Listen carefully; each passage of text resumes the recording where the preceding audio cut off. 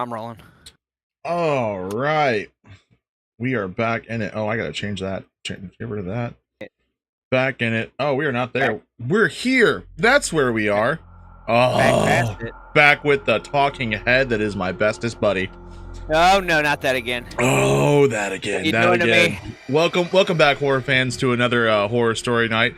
Soon to be called Scary Sips nights, where we go through all this stuff and start telling some scary stories. So be on the lookout for that. We have an emblem ready. I think you guys are going to be excited to kind of see that whenever it kind of comes out. So the Scary Sips emblem is built. I'll be releasing that hopefully here soon. But we're working on getting all the podcast stuff ready. So all these stories we've been telling are going to be making their way onto podcast formats over on, like, Spotify and etc. Hopefully Apple Podcasts as well. Again, I am joined by the wonderful, the vivacious Tricomy, welcome in. Hey. What's up? If you are joining us here on the twitch.tv, make sure you go check him out over at twitch.tv/Tricomy. That's Tricomy. He's been my comedy partner, my partner in crime, my Robin to my Batman. You know your place. Excuse me. Listen here, if there's somebody wearing short, tidy shorts, that's you, brother. Just because I wear them on the regular does not mean I get to be Robin. No, you're definitely the Robin here. Listen, who's got the martial arts training here? Come on. How does that fix you? Robin has martial arts training too. No. He is a freaking acrobat. You're 2 seconds away from being Jason Todd. I just know this. Oh no! How dare you? 2 seconds. See, this is why Full Metal Alchemist is not a good anime. How dare you, sir? How absolute dare you? If you are joining me over on the YouTube.com, over here at youtube.com/@horrordrunk, please go ahead and drop me a comment down below if you've got any ideas for any future horror stuff. We read all the comments. I comment back on almost everything that you guys sit there and send me. So again, comment. If you're not subscribers, subscribe. This is, if you enjoy the content, we'll be sending you more content as we go along this. Support our adventures, our mode of expression, as it were. But tonight we're going to be getting into Thanksgiving horror stories. I think we're going to kind of keep with that theme up until a certain date here in the U.S. kind of goes to the past. So we are in the month of November, which is Thanksgiving here in the U.S. Up until, was it two Thursdays from now, something like that, end of the month, something like that. Yeah. So we went ahead and kind of checked out some Thanksgiving specific horror stories. So I've got a couple set up today. The first one for today is going to be revolving around going to the hospital. I think it's from what I gleaned, I haven't really read into this one very much. I just kind of offhand skimmed it. I think it's zombie related, which is primo shit right there, man. So we're gonna find out how it goes. Tricomy, have you had any bad Thanksgiving horror experiences?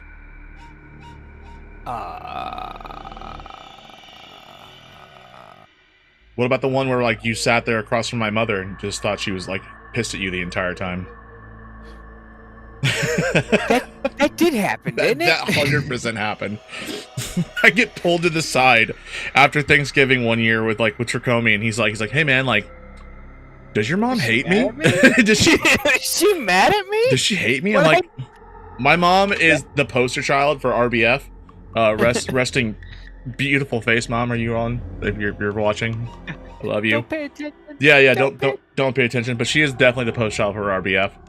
Because that woman looks mad at everything, and I think it was the funniest thing. I told her about it, and she's just like, "No, I love Tricomy. He's great. He was he's a really good friend. I like having him around." I'm like, okay, cool. You make everyone uncomfortable, so enjoy it. She was yeah. You didn't fuck around with mom. She just looked at you sideways and you're like, whatever. I think that's why I'm so adept and not scared of anything, because I've already been stared at through God's wrath radiating from her pupils for my entirety of my life, so I think I'm okay. Do we want to drop our shameless plug at the beginning of the beginning before we get rolling? Beginning, and as we go, we do have a Good, friend of the show. The friend of the show, thegoldennook.com. Tricomy, you want to go ahead and explain to the good people what that is? Yep, goldennook.com. If you love anime as both me and horror do, we love it so much.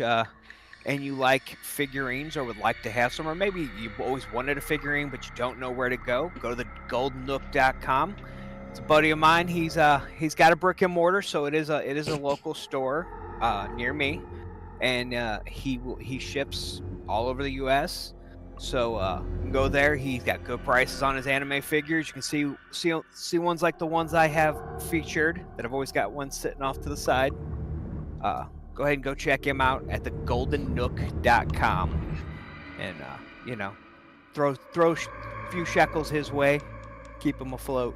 Yeah, they are very high quality and very, very good looking. I did check out some of his stuff after our last stream, and it looks interesting. I will definitely be making a purchase as soon as I can wrestle the card away from my wife and not explain to her what we're paying for.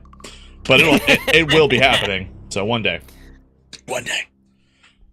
But let's just jump into this. So we are jumping into some of these horror stories. We're still on the r/no sleep, so we're still over here on Reddit. Pitter-patting around our bread and butter over here.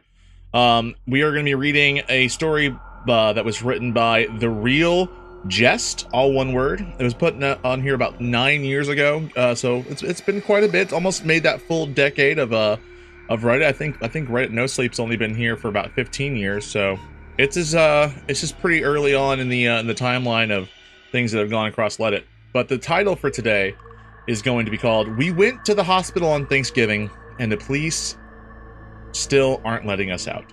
So The police are still not letting us out. they're not gonna let you out, man. And that to me, it screams that this is a post-apocalyptic dystopian future where basically there's some sort of virus that has turned people into zombies, and now nobody's allowed out because that's what's happening. Mutant turkeys have turned people into zombies. I'm calling it now. Mutant turkeys. Mutant turkeys. Is it like the turkeys from South Park? Gabosh? Gabosh? Do you remember the turkey episode from South Park? I do. I forgot about that literally up until I first made your little talking head thing. And then when you threw the gobbles at me, I lost it. Just because I had totally forgot about the gobbles episode. Yeah, Gabos. Freaking turkey dragging his head. I'm literally gonna leave tonight, get off this stream, and I'm gonna go watch that episode because it was just a primo part of my childhood. I'm gonna expose my children to things they shouldn't be watching, which is South Park. Oh man. Old South Park too. I think new South Park it's kind of lost a lot of its luster, a lot of its well, I don't want to call it luster. It's definitely the opposite of luster, but you know what I mean. I think it's gone from being, consistently good to they've got some singers every now and then. But then again, I don't watch it on a regular basis, so I wouldn't know. It's heavily politicized now. That's really what it is. And I know they've always kind of had this whole thing we're going to shit on everyone and we're going to preach a message, and we're basically going to you think you know what you're talking about, and we're going to make shit on you no matter who you are. But it used to just be crude humor where they would do that, and now it's heavily politicized. So they are trying to push a message, which, all right, and it's not bad. It's still entertaining in my opinion, but just that early South Park where it was just you didn't know what the fuck was gonna happen, and they would just throw the most raunchous fucking shit at you out of nowhere. Timmy died all the time. I don't think Timmy dies anymore. Does Timmy even die anymore? Timmy? You mean Kenny? No, Kenny. That's right. He dies. Timmy's the man, the kid in the wheelchair. Yes. Kenny's the kid who's got the thing on, and I don't think he dies anymore. Timmy's the mentally handicapped kid, and then he's Right. got his mentally handicapped turkey that's freaking dragging his head on the ground, called Gobbles. Classic Gobbles. I have to say though, my favorite episode from all of South Park is, I think it's either the first or second Halloween one, where they're all going out and Kenny is dressed up as Ed 209 from RoboCop. Oh, that's and it's like crazy done too, right? Like right, it's like a full robotic suit, and then he goes to the Halloween competition, and gets beat out by Wendy wearing a Chewbacca costume, which is just the Chewbacca face. Okay, So I think my favorite for some reason has always been the Make Love Not Warcraft one, because I was kind of big into World of Warcraft, and it never failed. Shut up! It never fails me to like get back into World of Warcraft whenever I do watch that one. Even though it's a horrible episode, and if anybody's actually ever played World of Warcraft, it is nothing like the way they fucking like portray it in the thing. So, but I don't know. It's just it's funny, it's interesting, and I enjoy it. So let's be clear, everybody. I'm not gonna sit here and shit on Warcraft forever, but let's be clear. I am a OG Warcraft player, so when they did release World of Warcraft, I was extremely ticked off because I was looking forward to some more good Warcraft games, and unfortunately, I was given World of Warcraft and not what I was looking for. I have warned people about you. I just know that. Like you're the person I warn people about when they're like, "Oh, what's the difference between Warcraft?" I'm like, "I have a buddy. I have a buddy who will literally." This is gonna have to be an episode of the Nostalgia Podcast because we're gonna have to include Warcraft in there. And you're gonna have to sit down and explain to my 15-year-old about it, because he watched the first movie, and he's like, well, what's the difference? It's a World of Warcraft movie. I'm like, don't you get caught saying that to certain people. No. But don't get me wrong, the original the Warcraft movie actually wasn't too far off. No, I know. I know the story. Right. I don't know it as much as you do. But like, then that's what I tried to explain to him. I was like, yeah, man, like there's there's a lot of the story that's put in here, but like this is you can't call it a World of Warcraft movie in certain circles. You will get beat up. And he's now he's now trying to get into those circles. He's got a D&D tournament that's coming over tomorrow. There's a bunch of his friends are going to start playing Dungeons and Dragons. And I'm like, these are the kind of kids, man. You can't start talking about that. You're going to get beat up by the nasal squad, okay? What did you say, nerd? All right. We're getting off topic here. We're reading horror stories. Get back on. We're reading horror stories. That's right. The Real Jest. The real. Don't toot your horn now, hard. The Real Jest has written this. So if you do like what we do, if you do enjoy the story, and you want to support the author, please go check out The Real Jest. I don't know if I haven't seen anything they've done recently, but again, find out if they've found any recent works at other places, and just give them a little support. So, Real Jest, if you are watching this, you're still out there. We support you regardless of how terrible this is. Let me know. We'll see at the end. All right, I'm gonna kick us off, and we'll grab. I don't think there's any talking parts. I'll go halfway down this one. They're not very long, so they're not very long segments. So I'll do half of this one, and then you can carry. Okay. All right. We went to the hospital on Thanksgiving, and the police still aren't letting us out. Let me first start off by saying, on behalf of my dying father and the rest of our family, we're sorry. We're sorry for not handling things differently and possibly putting all your lives in danger. See, they fucked up. Mutant turkeys. I'm calling it now. Let me start from the beginning. My dad and I had just finished Thanksgiving dinner last afternoon around 2 p.m. About average. All the family left, and my sister and mother went out shopping. So my dad and I, alone in the house, decided to start getting the Christmas decorations in motion in hopes that we could be done with them by the end of the week. We marched up to the third floor of our house and over to the attic opening. My dad walked up to the ladder and began to hand me down some boxes. After about 2 minutes of moving boxes, I hear what my dad say, "What the?" Then I hear a blood-curdling scream. From Dad? It's gotta be bad. I climbed the ladder as quickly as I possible, and I saw a huge rat scurry into the darkness. Dad's a pussy. Calling it. Not again. Now when I say huge, I mean like 2 feet long and about 8 or 9 inches tall. Holy shit. That's a rouse. That's a rouse? That's a rodent of unusual size. That's fucking Mighty Mouse, okay? That's what that is. I'm showing my age with the Mighty Mouse comment, but that's another nostalgic podcast. Get out of here. I'm sorry. We'll touch on Mighty Mouse someday. The thing was the size of a fucking dog. I know it was a rat, though. I've handled rats before. I know one when I see it. It was a rat, just a really big one. I turned over, visibly shaken because of what I had seen to my father. I had just seen to my father. All right, let me get that out. Who was clutching at his forearm with blood spewing everywhere. Holy shit. I hurried over to him and helped him down the stairs, being careful not to touch any blood. My initial thought was rabies, and that disease isn't transmitted via blood, but something about that rat made me more cautious of helping my father. You're not starting off great, Jest. There's a lot of typos in here. He told me to walk him to the bathroom so he could clean the wound. I brought him over some alcohol and some cotton swabs while notifying him how much this was about to hurt. He said he knew, and I asked, "Are you sure we shouldn't go to the hospital?" He assured me it was okay and decided to apply the alcohol himself. The scream he let out was worse than when he had gotten bit. He suffered through it, though, and draped his unbidden arm over my shoulder as I helped him hobble to his bed. It didn't take but a minute for him to pass out on that mattress. I was still in the room, just staring at him and trying to grasp what had just happened. Less than an hour ago, we were all eating gravy-covered turkey and laughing about old memories with one another, and now I had just helped my father limp to his bed. It was surreal, really. Yeah, you're right. Didn't he like bite his arm?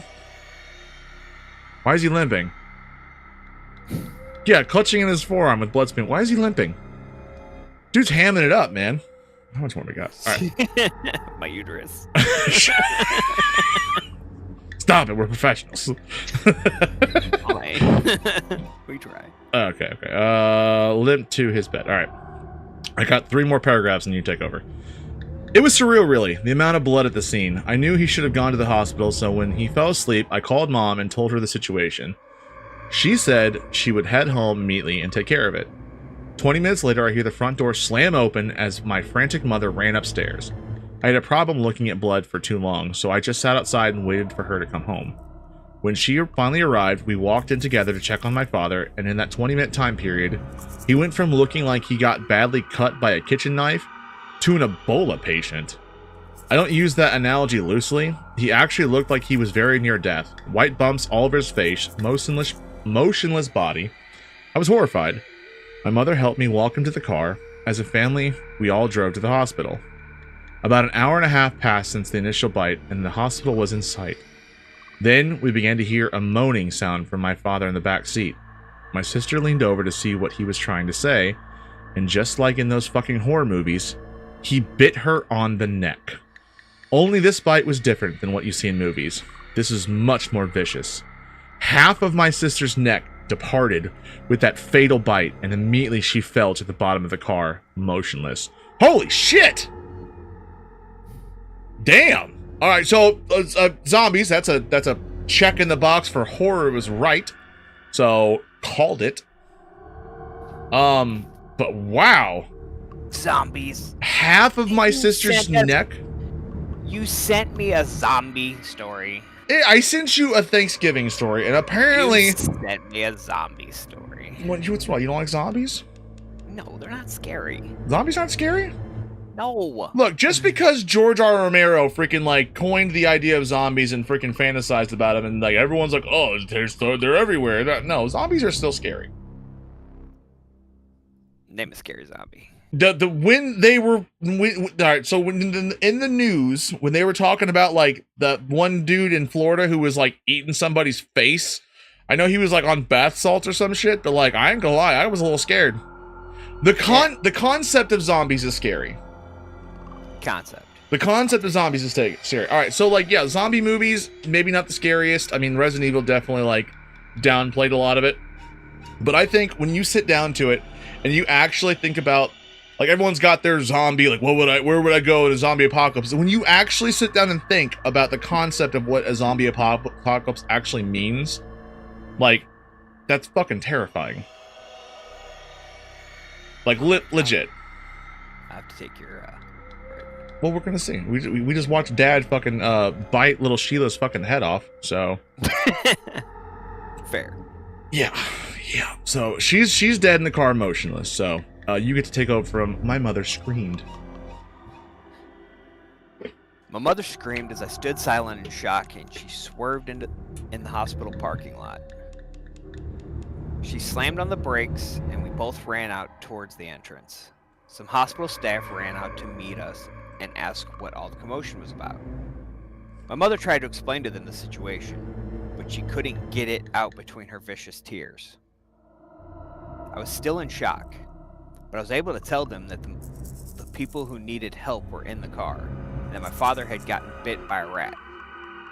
Moments later, about 5 doctors ran out to the car and pulled my father and sister in on a stretcher.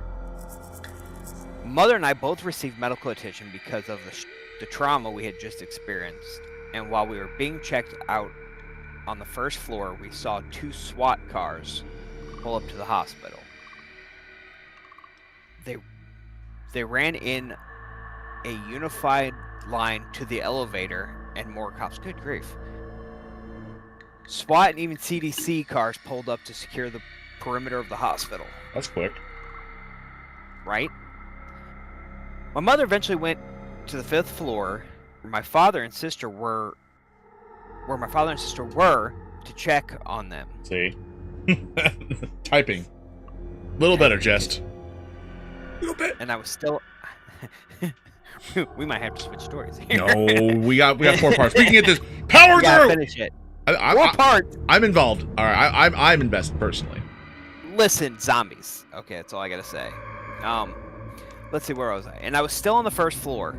About 20 minutes ago, they drilled every exit of the building. They drilled every exit of the building completely shut, and have guns pointed at the windows. They said anyone who tries to escape would be fired upon. I tried to get to the 5th floor, but the elevator was shut down. So wait a minute. These cops pull up, and within 20 minutes? Within a matter of 20 minutes, they know that there's a massive outbreak, and we need to make sure to completely lock down this hospital. Unless this isn't the only incident. Like, if this isn't the only isolated incident, I could understand this slightly. Like, if there's an outbreak of mutant rouses. No, but that like are biting people. But like, all right, so if Dad isn't patient 0. And maybe there's lots of Mises out there, bro. We got lots of Mises. So let's just say that there's a bunch of mice out there, and No. Not Mises would not be it. It would have to be Rouse.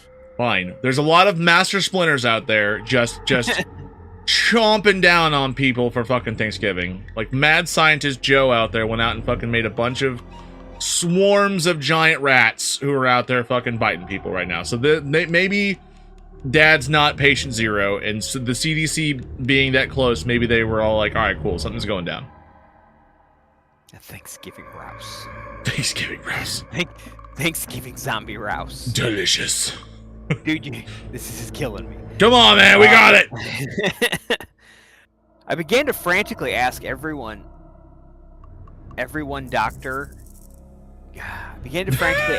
doctor I could find about the situation, and no one had any clue what was happening. Eventually, I found a doctor being looked at by other doctors on the 1st floor. I recognized him because he was one of the doctors that ran out to the car when we first arrived.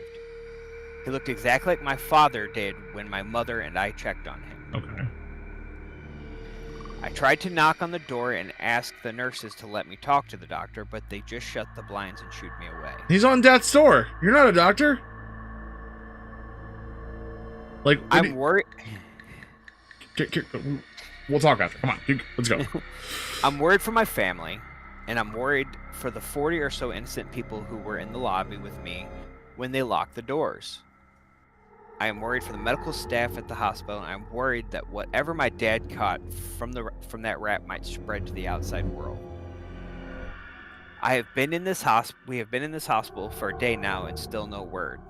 Last night we heard a ton of screaming from the room where that doctor was getting looked at, but no one can see anything because the blinds are still closed. I'll try to update soon, hopefully. Okay. OP is being very very level-headed, which I think is Very unbelievable in this situation, to be honest with you. And also very, very naive in the fact of like, all right, cool. Hey, there's a doctor and they're being looked at like all these doctors who looks just like the way my dad does. Why won't they let me go talk to this random doctor who's having a fucking medical incident? Like, come on, man. Where? There's 3 more updates, bro. How are they gonna change this? I have to wonder if, let's see, 9 years ago. Wonder if this was a younger writer. I feel like the writing seems a little bit more like a teenager or younger writer, the way that's kind of being written. This got decent reviews though, man. This is 1.2 thousand upvotes, so it got some decent reviews. Because I go through these pretty often, and like things that are over 1,000, that's pretty good on the r/no sleep. So I'm wondering if it gets better. I'm gonna go through you. Please. 3 upvotes. Three more updates. Let's see how you can get us back in here, Jess. I believe in you. I think you had a bad night writing the first one. You know. Everyone Doctor was a hard one for everybody to read. So I believe in you. We're gonna get this. We're gonna immediately improve. You got some sleep. You got some time in you. You proofread this one. We got this. All right. Part update 2. Number 2. I'm writing this while it's fresh in my head. It's been a day and a half since my last update, and like last update, our situation has gotten worse. Good. It's been a day and a half. He slept. Good. Let me address the most common question I'm getting. Why haven't you contacted the media?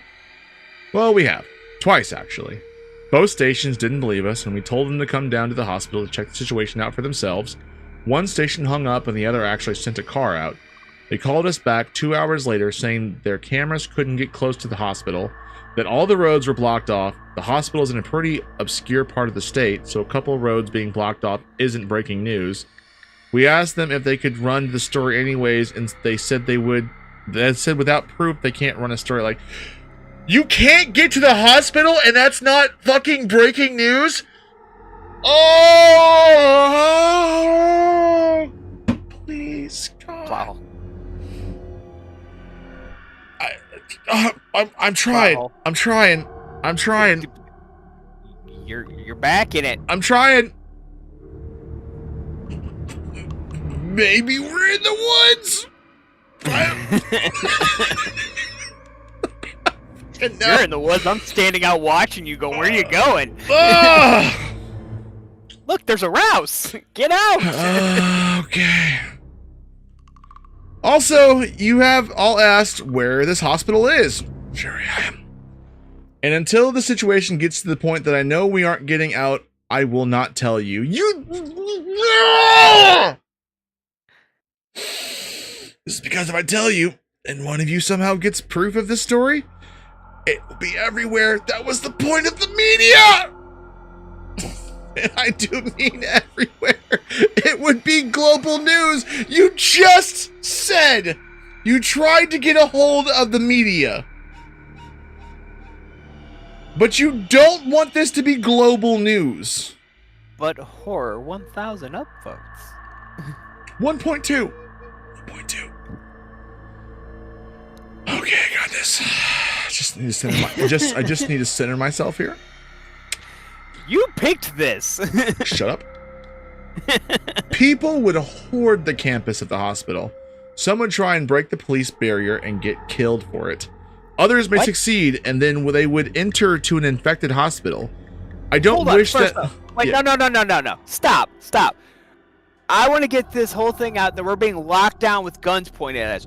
People are going to try to rush inside of here. I don't think they will. I'm disagreeing on that one too. Yeah, I feel like once you have the entire place, and there's enough. There's enough people to be like, oh, free the captives. But there's enough. Like, COVID proved one thing, and this is 9 years ago. But COVID proved one thing, that like, all you have to be like is like, but you'll get sick, and everyone's like, fucking murder them all then.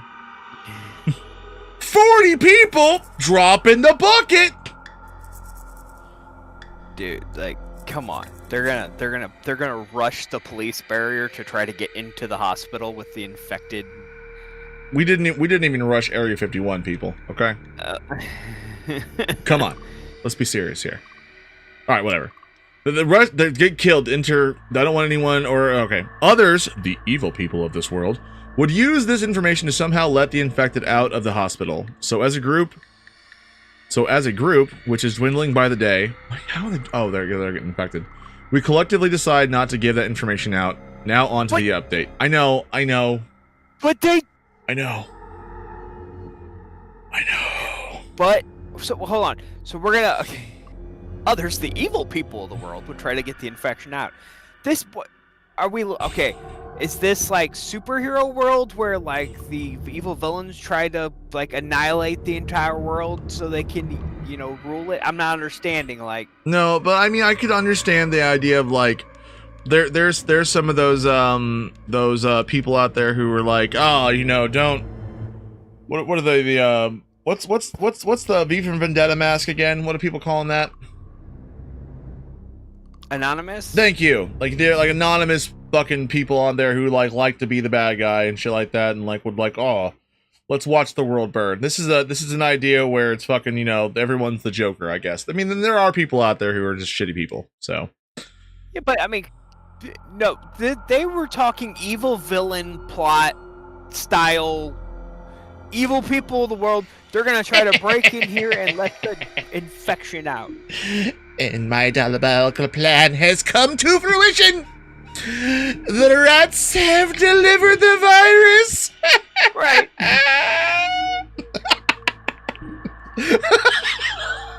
Get Dr. Evil off the side. I swear, if there's not an evil villain who released the rats to fucking spread the virus, I'm gonna be upset. All right, here we go. Now on to the update. That was just the questions. When I last left you all, we needed food. It's been a fucking day and a half. What do you mean you needed food? And we needed it badly. Oh! Been a day and a half! But it's only been a few days. The hospital's not stocked?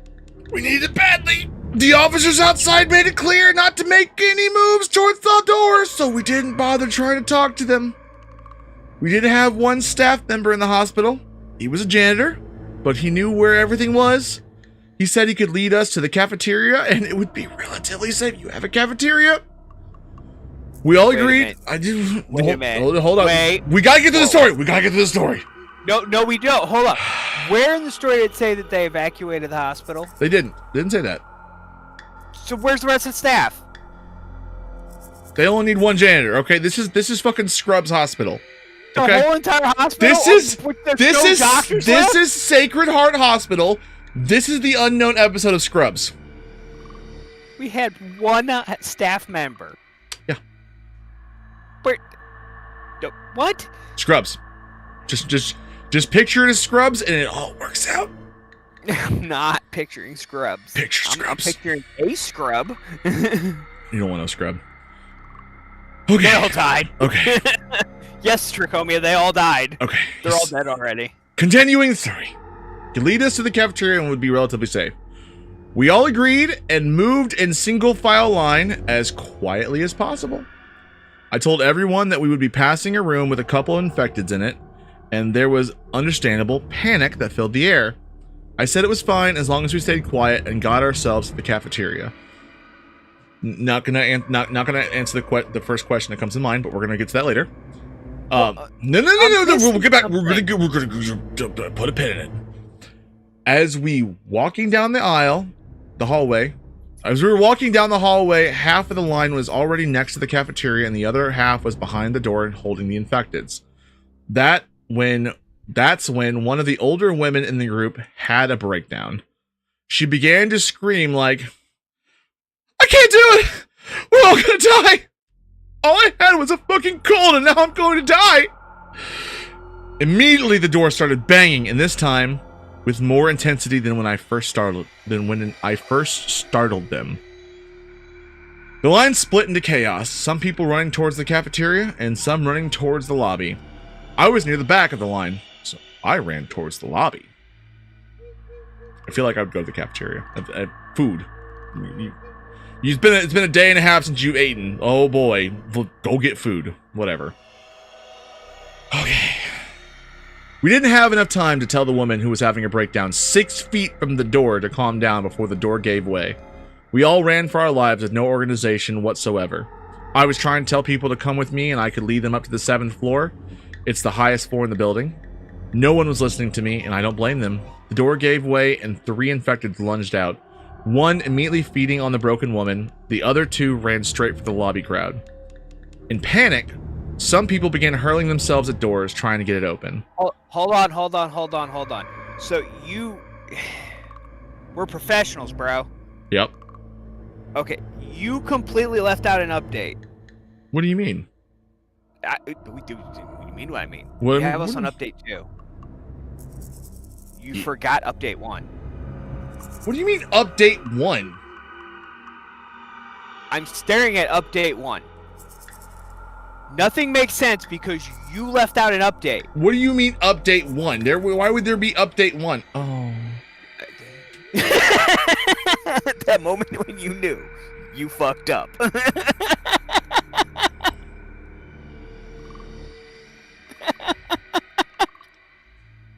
Everybody, I want to go ahead and apologize.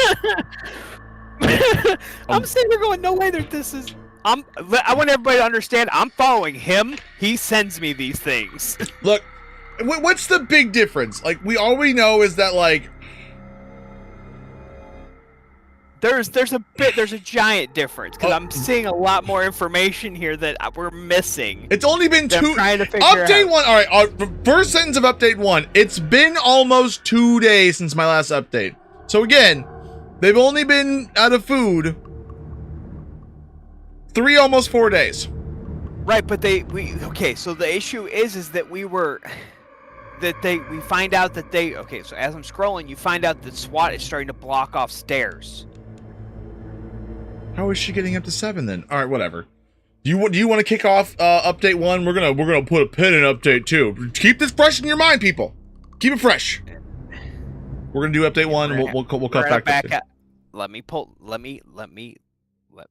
gotta see now. I gotta do things. Tricomy, this is why I have you, man. I need you to sit there and reel me in whenever I'm fucking shit up sideways. Well, you know, if you just give me time to look things over before you. I was rushed. I didn't rush you. No, I rushed myself. All right, let's. We're gonna go with update 1 here now. Back to the past. Okay. Ooh. I'll take you back to the past to play those shitty games that suck ass. A day and a half ago.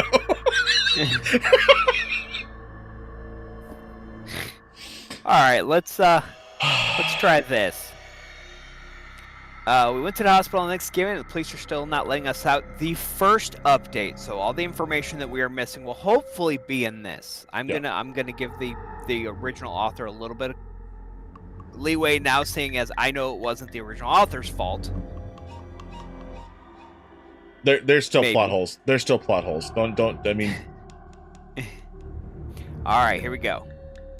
It's been almost 2 days since my last update, and honestly, I still don't know much about the situation compared to my first post. You sweet summer child.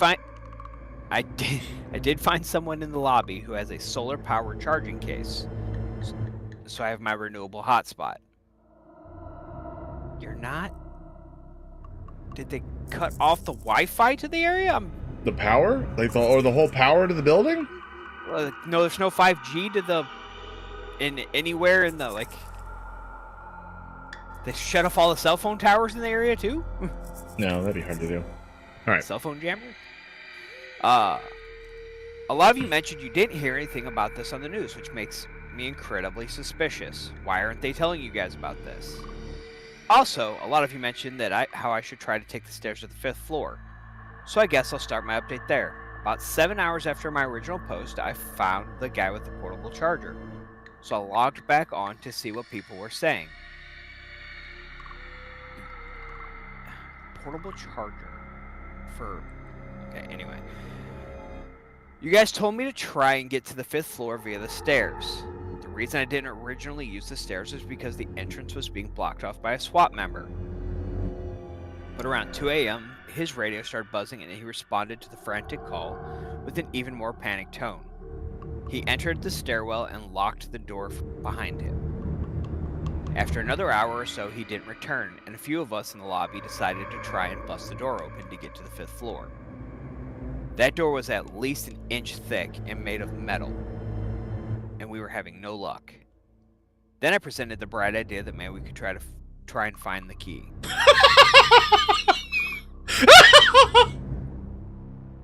I'm sorry. Go on.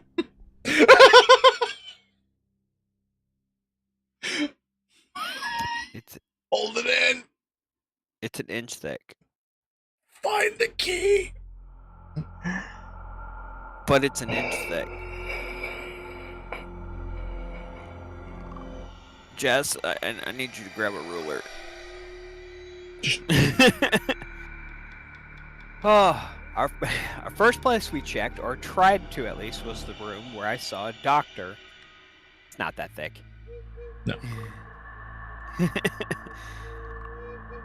Our first place we checked, or tried at least, was the room where I saw the doctor being treated.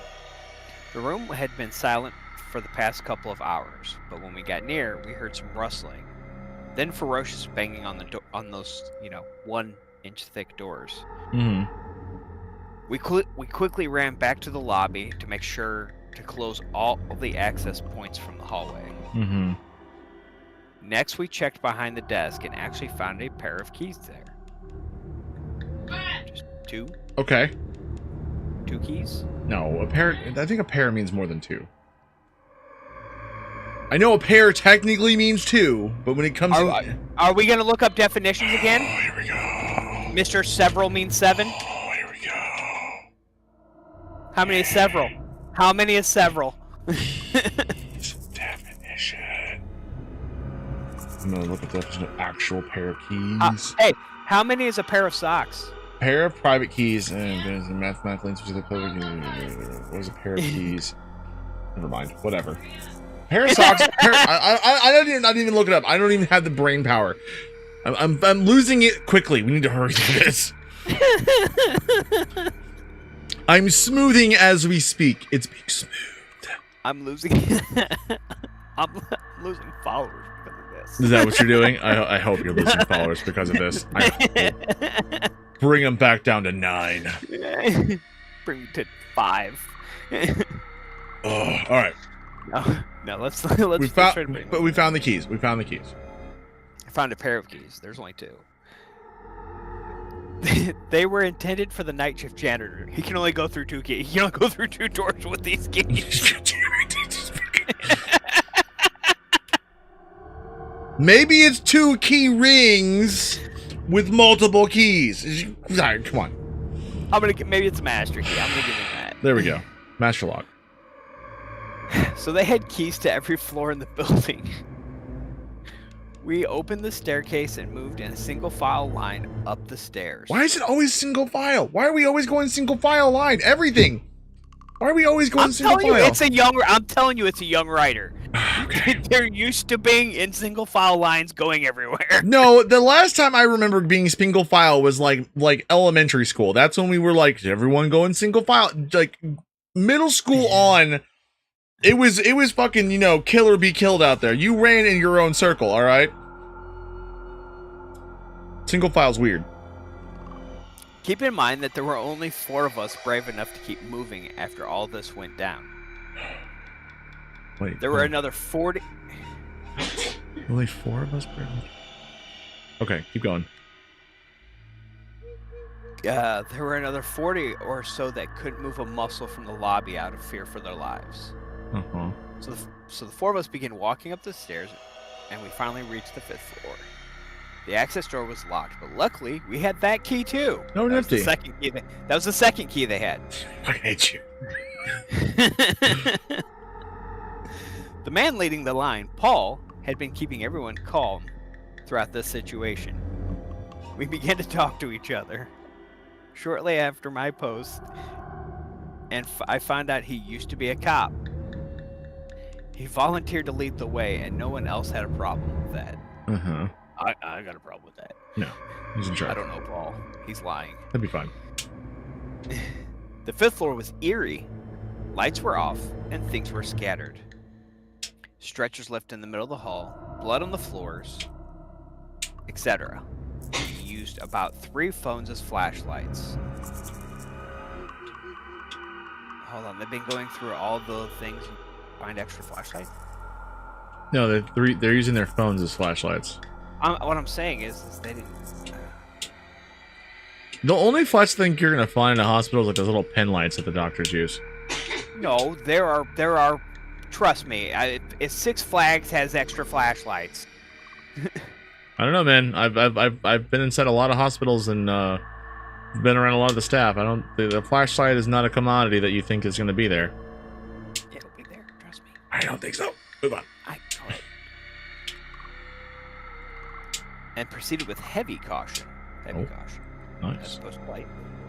Down the hallway. We didn't even make it 20 feet before we heard someone walking. We all froze in our tracks and stared forward, praying for another functioning human, not some infected thing. The police were trying to, another infected thing the police were trying so hard to keep contained. Huh?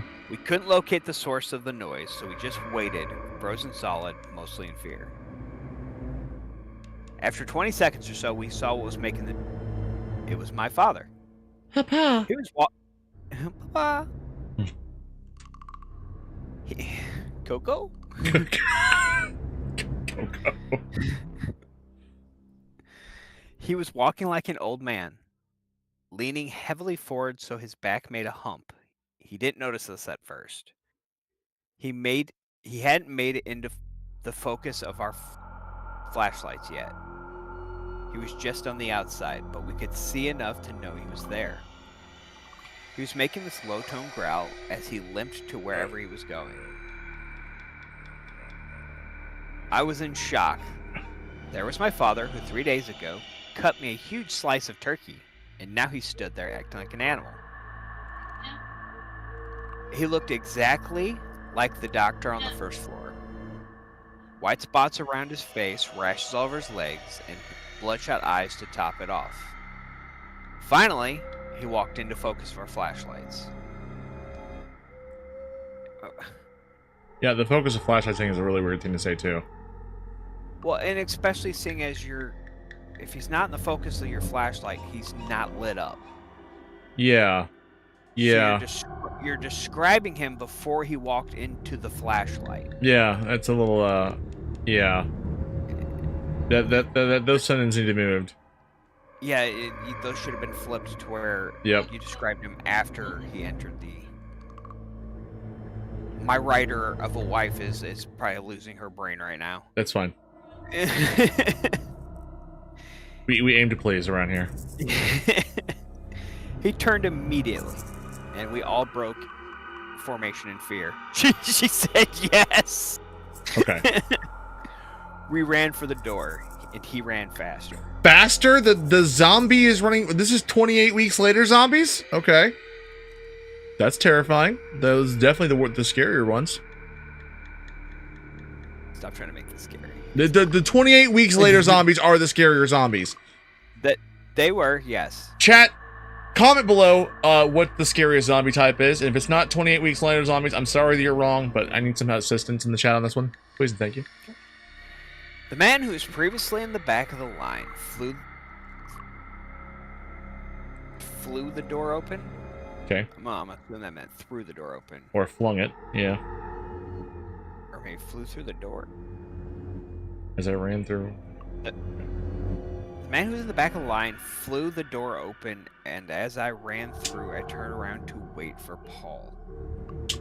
He was about 2 feet away from the door when my dad jumped onto his back. Paul, a full-grown 6'4" man who had worked out his whole adult life, was being tossed around by my father, who wasn't even 6 feet tall. I watched in horror, no longer thinking clearly, as one of the men behind me pulled me in and slammed the door. We ran as fast as we could down the stairs, and when we got to the bottom, we were greeted by everyone who was too scared to join us. The first question was obvious: where's Paul? Yeah. We didn't know how to respond. We all just stared at each other. We all just Read it. Until I said he's dead. He got attacked by one of the infected. My father, obviously, one of the infected. My father. Obviously, everyone was horrified by this, but it felt weird saying it. Yeah.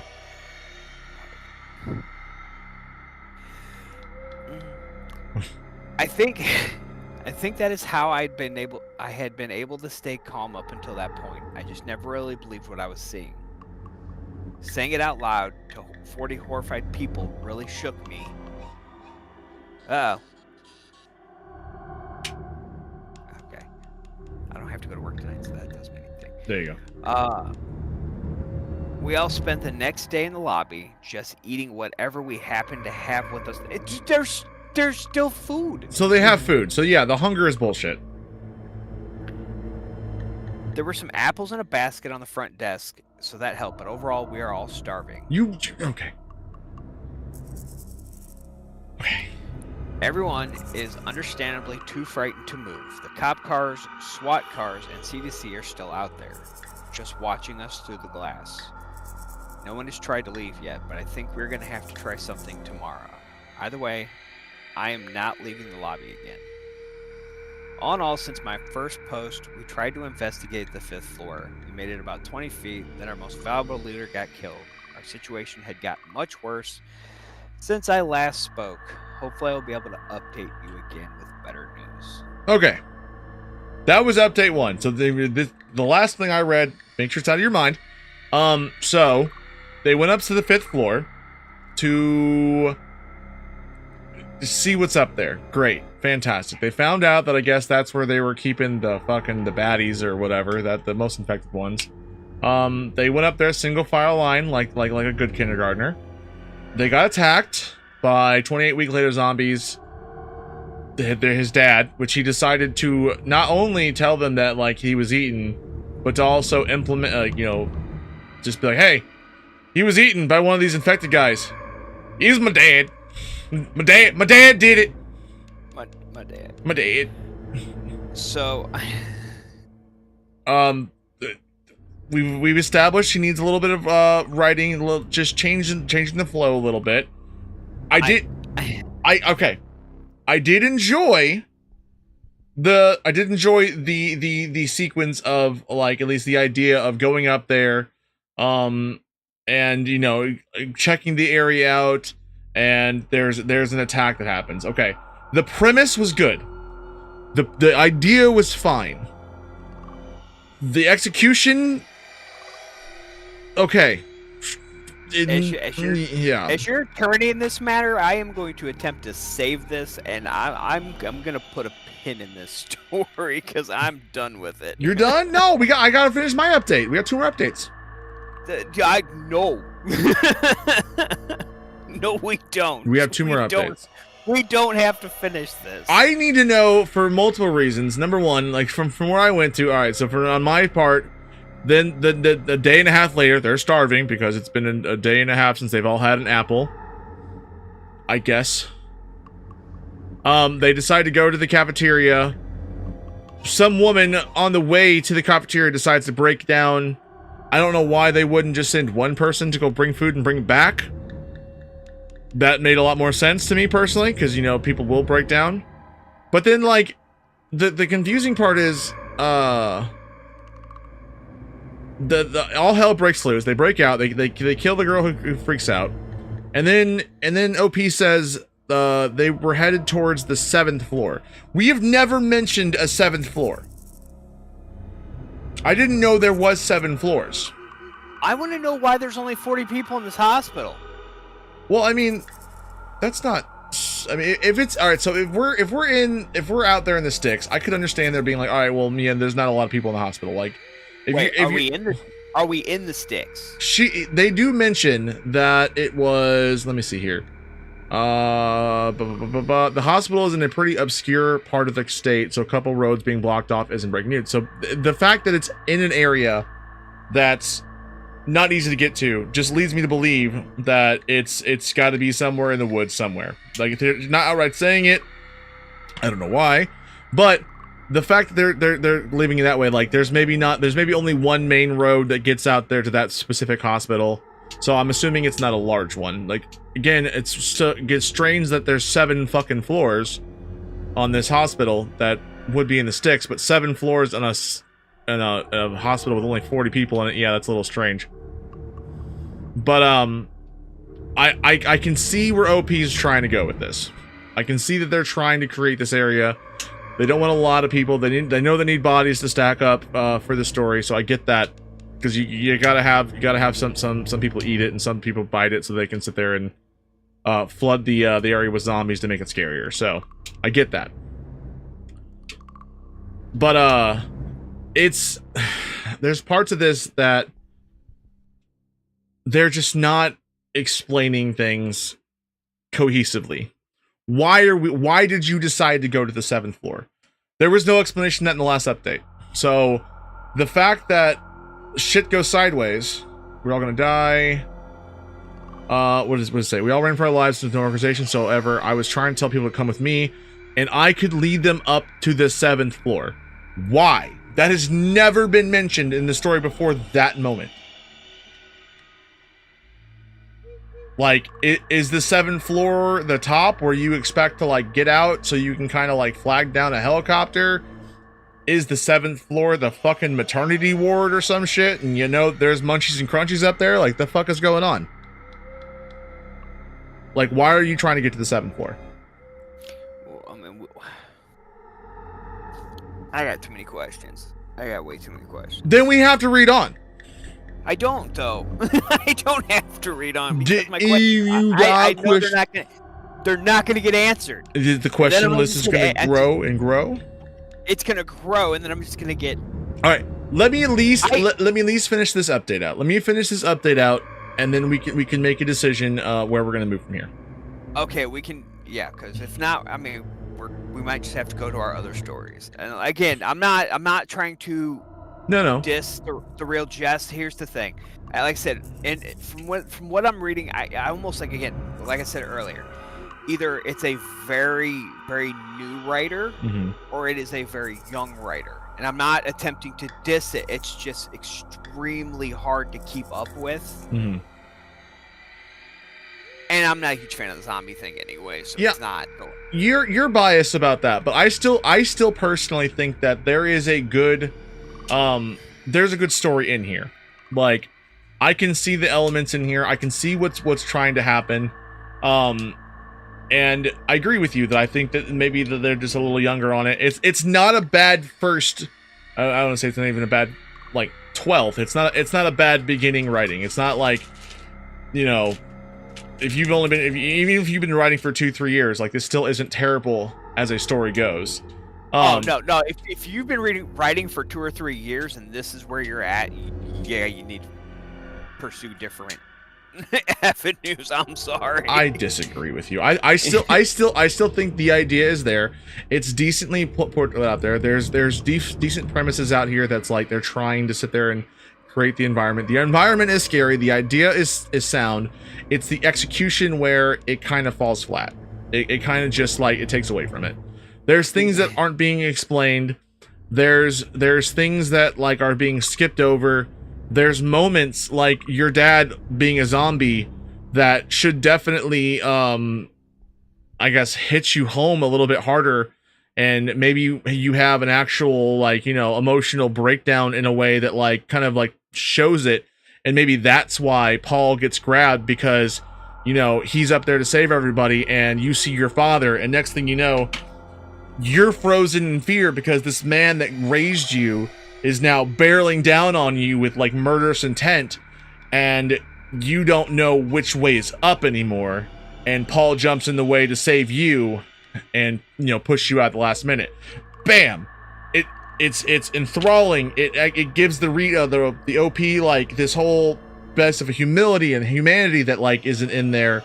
It creates this whole thing of this narrative of, hey, I killed somebody almost, and like kind of like furthers that whole Paul being a hero type deal thing, and it really makes it come home more than just the fact that, like, well, my dad ate him. There's things in here that they could have gone farther with, but okay, the premise is good. Real quick, I'm gonna agree with Tricomy. She says it honestly, it feels like a first draft. Okay. The second thing I'm gonna say is I feel like like they seen a movie, and I'm here to name the movie, and then they wanted to do something like it, and Wreck? Just failed in the Wreck? No, Quarantine. Isn't that Wreck? Isn't that originally Wreck? Yeah, the Spanish film Wreck. Yeah, it was Wreck in Spain, and then it was we took it and bastardized it and fucking made it into I hate when they do that. Honestly. But yeah, I mean, it was the same premise. Like except for they're in an apartment building.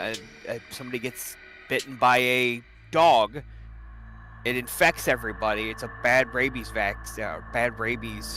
thing, and then it infects everybody, and then they start. CDC breaks in and starts locking them down and doing all that stuff. Yeah. Yeah. So that's exactly what it feels like.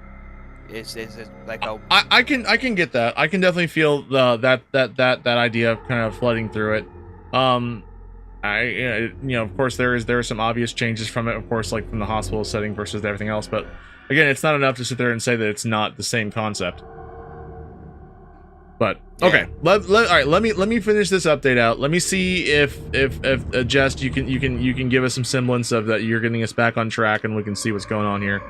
But this better be a great 10 or so paragraphs. I still have issues with the one staff member of the hospital. Like, that's all the other staff members died. Like, all you have left is the janitor was the one that stuck around. I'm telling you, man, it's way easier if you think this is Scrubs. Take Scrubs. No, I don't want no scrub. You will. You do want to scrub TLC. Let me see. I was listening to me to blame them. All right.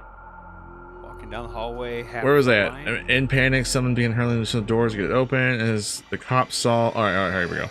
So yeah, he's trying to run for the 7th floor. Don't know why. Door gave way. 3 infected got out. One immediately eating the broken woman. The other 2 ran straight for the lobby crowd. In panic, some people began hurling themselves at the doors, trying to get it open. As the cops saw this unfold, they all braced themselves, ready to fire. I was screaming at them to get away from the door, but before I could even finish my sentence, the hospital was getting lit up with bullets. People were being massacred, and the 2 infecteds were now feeding on their damaged bodies. I, along with 4 others, ran for the staircase. Lucky for us, I was holding on to the one set of keys we had. There was plenty of... now it's a set? I told you that the keys thing was a red herring, okay? Leave it alone. I opened the door, flung it open, and yelled for the last person to close it. We ran as fast as we could up the stairs. Once we got to the 7th floor, we locked it and ran to the corner of the closet. Ran to the corner closest to the lobby to see what was happening. The SWAT team began rolling in portable walls, drilling them all over every damaged window and door. While we were watching in horror, we did see one man cleanly escape the chaos as he managed to escape through the east door. He was running as fast as he could away from the hospital, and he wasn't being shot at. He was surrounded by CDC and SWAT, but he wasn't being shot at. We actually thought they would help him, then they shot him dead.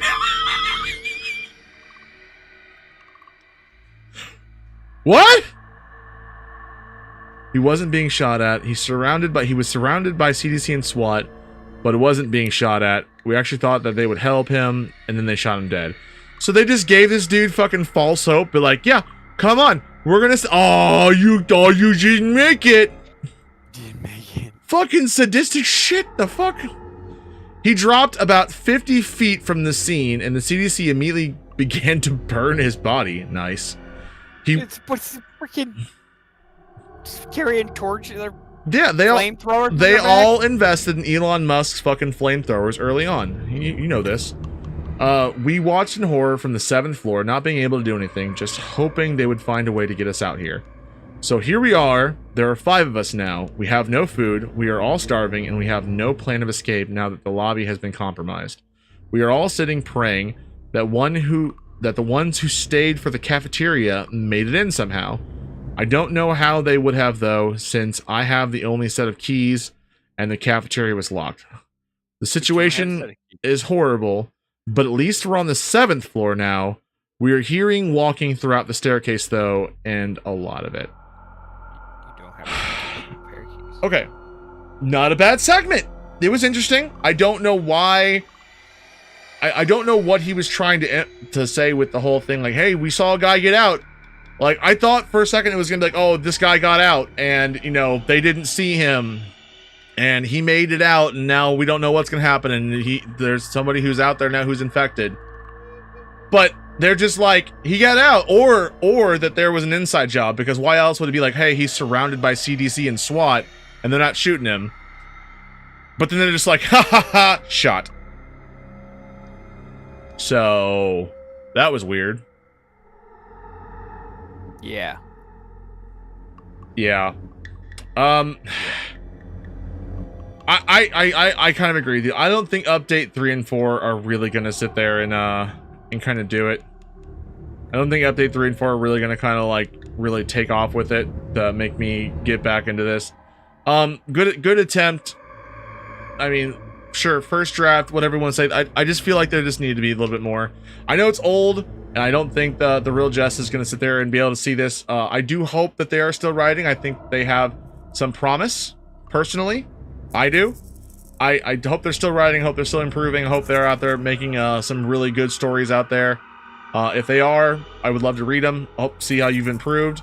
But if you guys did enjoy most of this story, please check out The Real Jest over on the r/no-sleep. My honest rating for this one is I'm gonna give it a 2 out of 10. It's just, I see the premise, but the typos and the difficulty of just trying to convey what you're trying to show, and just there's parts of the story that just don't make sense. Like, you have really interesting ideas, but if they don't go anywhere, why are you telling us that? Like, you need to sit there and make this matter. Like, all right, if he's running away, there needs to be a point behind it. Like, was it just sadistic? Why would you purposely put this thing in here about him getting away and then not shooting him, and then they shoot him? Why are we going to the 7th floor when you've never mentioned the 7th floor? Yeah. I mean, I was hoping. I mean, like when we missed the update, I was hoping that the update would really, you know, maybe give me some of the stuff that I was missing, and it didn't. And like I said, I mean, again, I give applaud for the effort, because I can't write for anything. So, but I feel like, again, for me, zombies it's just not there unless you are like a well-versed zombie writer that, you know, has years in that. For me, zombies just don't do it. Like, they're just not scary. I'm sorry. All right, we're gonna move on to this next one. I'm gonna send you this one. This one's got this is the first thing that pops up whenever I search Thanksgiving on the r/no-sleep. Let me send this over to Tricomy so he has it. Well, I would like to do a different one real quick. What do you mean? Different? One of the ones that you sent me last week. You want to do a different story? Yeah, like, I mean, we can go to the other Thanksgiving one, but there was one last week that I was looking at that I wanted to read, and I have been trying not to read it as I sit here with it. Sure. It was the monster under your bed isn't always there to scare you. Okay. Hold on. that you sent me last week, and I would like to take a look at that. It's super short, so it won't take much time in the middle of our. No, simple detail. Simple detour. I like it. So, and it does have. It does have talking parts. It has talking parts. Okay. So we've got. Life is Strange, Mewtwo.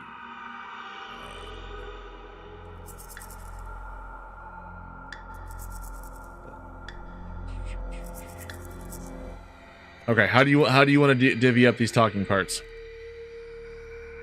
What do we got here? We've got a kid. We've got a monster. I can do the kid. Okay. You want to do the monster? I can give the kid a try. I sure can. All right. All right. So we are going to be reading "The Monster Under Your Bed Isn't Always There to Scare You." This is written by Life is Strange, Me Too, all one word. Published to the r/no sleep about 7 years ago. So decently long ago, but it's a decent story. This one got how many upvotes did this one get? This one got 16,000 upvotes, so it's got some good ones. It's not a long one by any means, but we'll jump into this one. All right. Monster in your bed isn't always there to scare you. I was lying in my bed, in my room when I heard the voice, deep and crackly, coming from beneath my bed. Hey! The voice called out. I told myself I was just imagining it. Hey, kid! The voice repeated. I drew my knees up to my chest and ducked my head under the blanket, trying to shut out the voice and the cold wind that drifted through the window, ruffling the curtains. Who are you? I'm the monster under your bed. Really? That's what we're going with? He's from Jersey. Jersey. From Jersey. Yeah. You mean you're real? What do you mean? Of course I'm real. Do you have a name?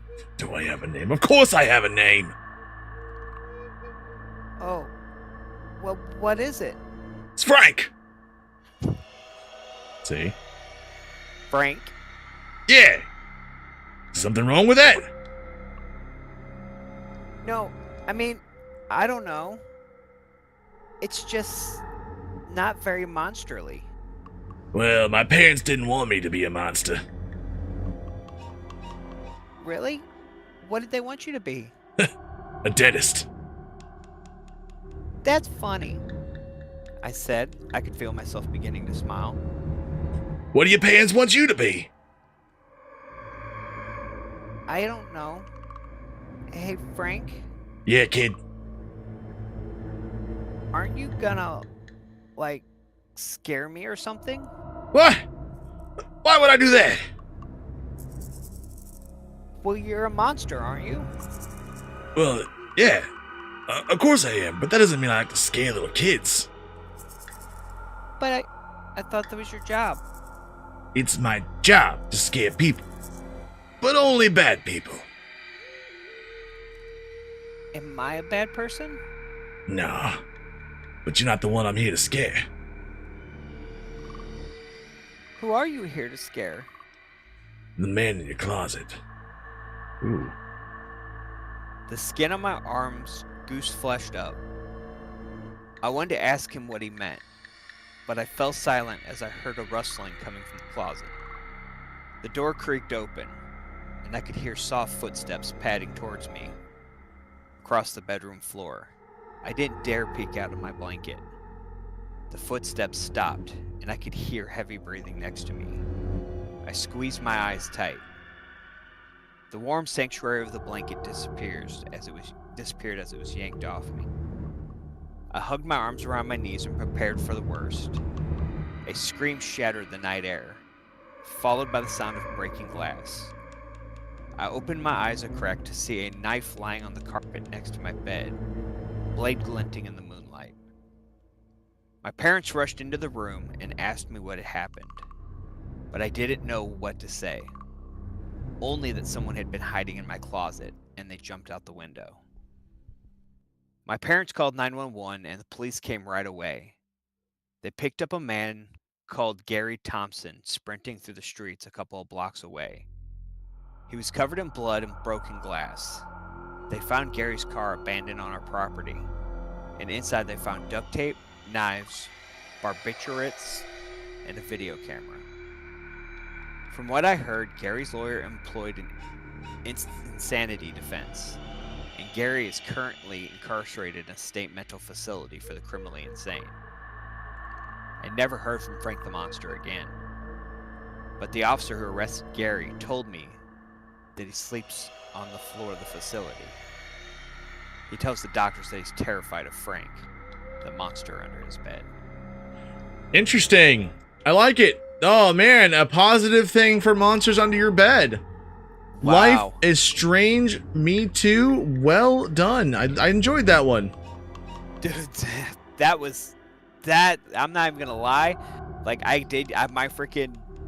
my hair jumped up for a minute. I got chills whenever it was the man in your closet. That kind of did give me a little bit of a chill there. Hell, Definitely. yeah. For such a short story, that was so well done. I cannot even begin. That was really good. I'm gonna give it an 8 out of 10. I wish it was. I honestly, the only reason I'm giving it a lower score, and I hate that I'm doing it for this, is because I wish it was longer. Length. Yeah, Definitely. Yeah, I just wish it was longer. Don't get me wrong. Like you hit your point and got it done, but like, wow, I wish there was more. Or I want to know. Yeah, just a little bit more about like maybe like a little prequel of like, hey, he hears something, or there's like a slight disturbance in the room, maybe something to kind of hint that there is something else going on, but like not enough to really make you be like, well, that's kind of weird, or you know, whatever.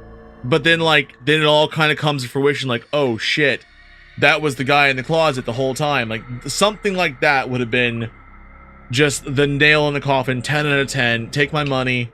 I'll you know, whatever, 10s and 20s, I'll give it to you. But well done. For sure. Life is Strange, Mewtwo. Got anything else? No, I went through a lot of the stuff too, and it's been 7 years ago. He's been posting pretty constantly. Oh, not constantly. I think last was 3 years ago. So this was 7 years old. 5 years. No, he did some stuff 3 years ago. So he hasn't been on in a while, but there's a lot of stuff to go through. He was a very consistent Reddit user, so if there's any more stuff on here, I don't have the time to go through all his stuff and find out what he's added on and what he's talked about. So but if you do find some more stuff by Life is Strange Me Too, something similar to this vein, let us know, add it into the stuff, we'll read it. I mean, that was good. I enjoyed that.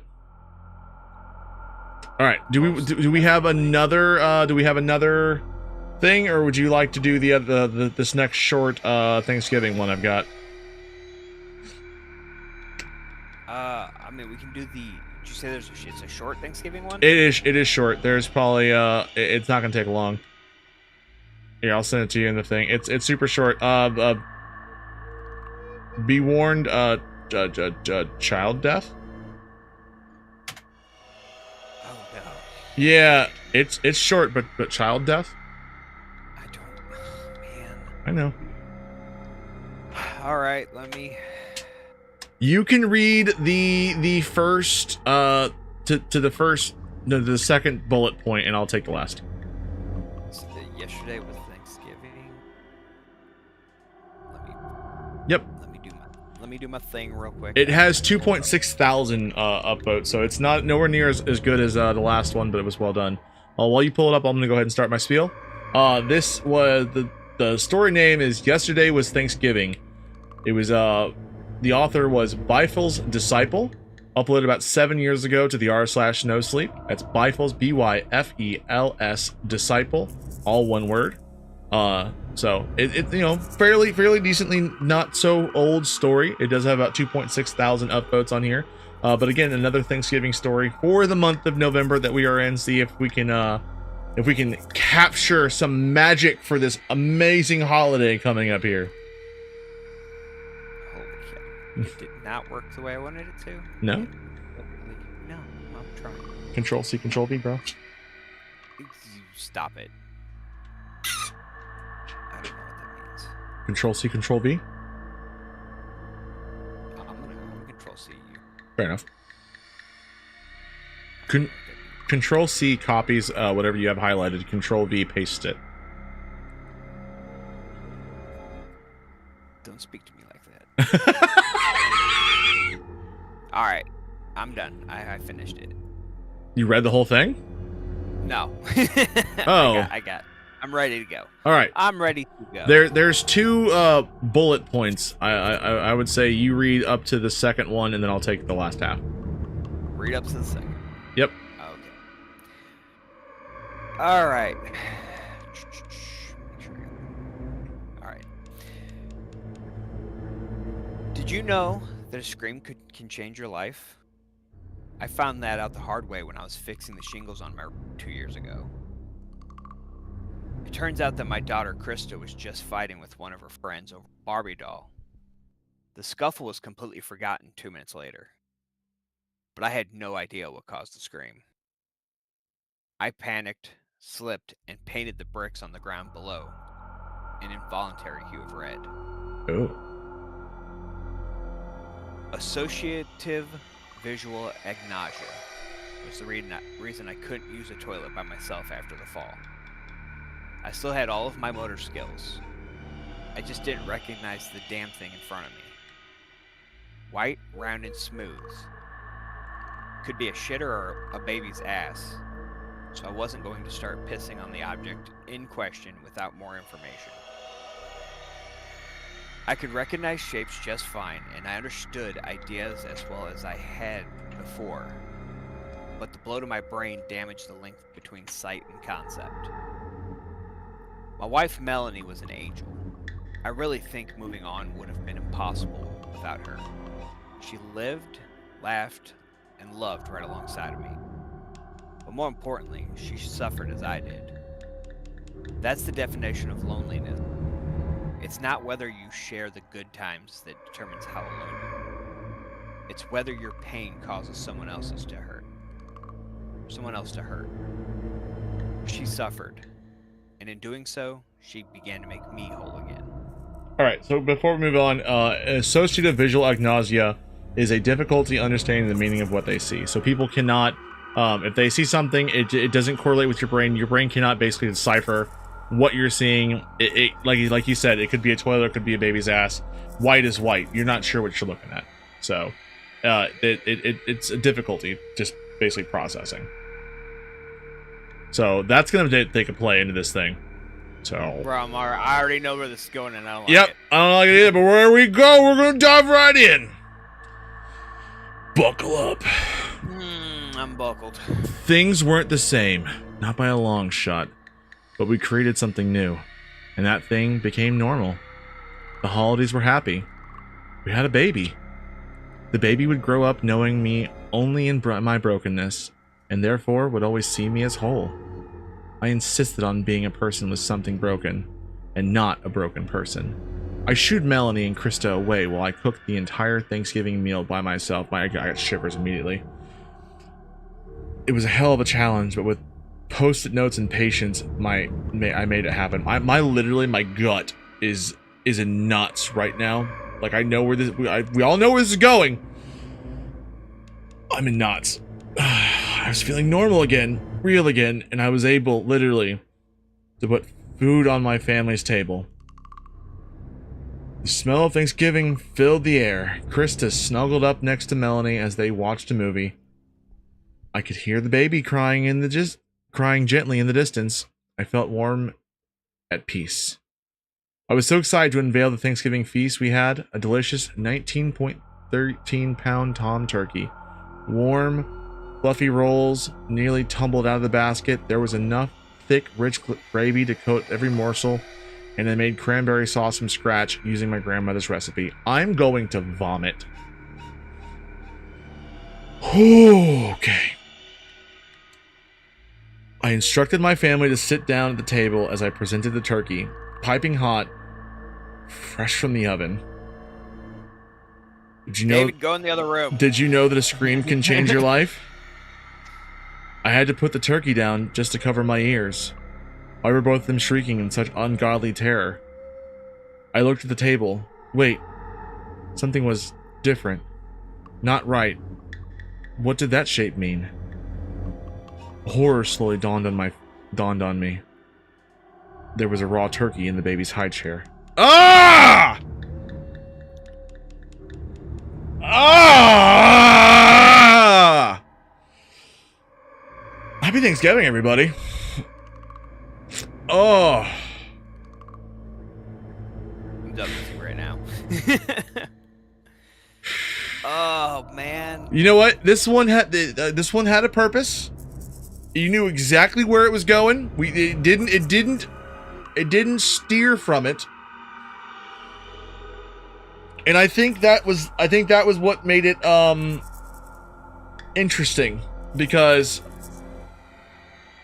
you just knew, okay? As soon as you found out what the whole thing was, and once we had a baby, it was over.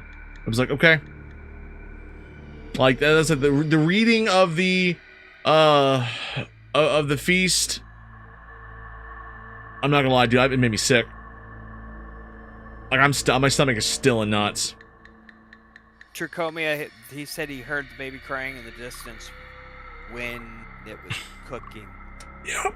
So the crying in the distance was it in the oven. Oh, I'm gonna throw up. That's... why'd you do this to me? We have to do this. This is for the views. For the views. We didn't have to. Oh my! I'm gonna have to put so many tags on this. Tricomy's gonna leave this and fucking go back and be like, I need to watch every Disney movie in order to get over this. Oh, okay. All right. Biful's disciple, you sick fuck. 7 out of 10. I hate you so much. Support your authors, man. All right. 2 out of 10. I'm not no. Look. Okay, all right, hold on. So I have to disagree with you for this simple reason. You cannot compare the writing story in this one with the writing story of the other Thanksgiving one. Okay? This one was clear. It set up a premise. There was definite, like, you know, building of a family, of a person. Like, there was, you know, heartache and hardship between everything. And you knew where it was going. I mean, there was no twist. There was no M. Night Shyamalan. This is gonna sit there and, like, you know, oh, you thought. No, there was none of that. But, I think that in its own right just made it... It's a twist on a very old story. Like, I think many people have heard, or have just, like, whatever, the story of, like, somebody, like, accidentally fucking cooking their child when it's a baby. Like, it's been it's been on Family Guy. No. It's been on Family Guy multiple times. On Family Guy have they referenced freaking, like, cooking a baby in an oven. It's an old trope. It is an old trope. I don't think it's a good one, but it is an old trope. No. It's in there. No. An old wives' tale, as it were. And again, I say no. I didn't say it was a good one, but boy. All right, so again, the story elements alone, I think it deserves more than a 2, personally. So here's why I disagree. All right, and it's not just the whole baby thing. The issue is the second you drop the associative visual like nausea, you completely end the story. He didn't drop it. He did. Associate it right at the beginning of the story, like literally the second paragraph. Associated visual nausea was the reason I couldn't use the toilet by myself. Right. I still had all my motor skills. I couldn't recognize the damn thing in front of me. White, round, and smooth could be a shitter or a baby's ass. Okay. You just ended the story. Everybody knows what's happening. Everybody knows what's... So, I mean, and then as you go down, like, I have many questions. All right, here's a question. who's the real monster of this story, okay? Is it the guy who can't see and like, or can't process, or is it the mom who's like, yeah, we're gonna let the baby watch dad who can't fucking tell the difference between a shitter and a baby's ass fucking make the turkey? Right. Well, that's the other thing. Again, that's why I disagree, because again, the premise that and Tricomy just said it best. Can't use the bathroom by himself, but they're gonna let him cook dinner. Cook and watch the child. Right. But that's, so, I mean, you're multitasking at that point. I understand the premise of the story. The premise of the story I get, but for me, like, the story itself is very unbelievable, and because you dropped in order to make it work, you had to drop the associative visual agnosia. The issue is that you completely end the story right there, because everybody now, there's nothing else you can do. You can't surprise me, because I already know what's happening. Okay, I'm gonna throw out a premise that I think would change and possibly improve the story. Now, we had a baby, sure, fine, whatever. But then, like, let's just say we get through it and he doesn't cook the baby. Like, that's actually, like, the mom has the baby, but instead, homie grabbed the cat and didn't, you know, whatever. Like, we maybe have a brief mention of a cat earlier in the story. Like, you know, whatever, my wife's cat, you know, hates me, move on. We had a baby. Oh, the baby's gonna be it. And then, like, you think it's the baby, and then fucking homie cooked the cat. I think that might have changed it, at least enough to be like, oh, I wasn't expecting that. Still bad. Not as bad, but still bad. Right, like I said, I mean, I'm also not again, as you've known from knowing me. Yeah. I'm not a huge fan of shock horror.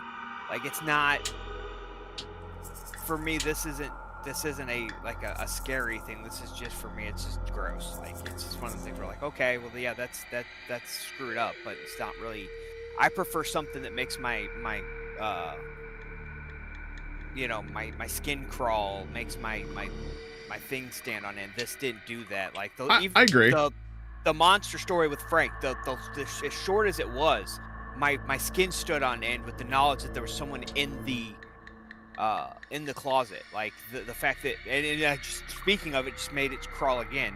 The fact that Frank wasn't there to scare the kid, he was literally there to scare the person standing in his closet.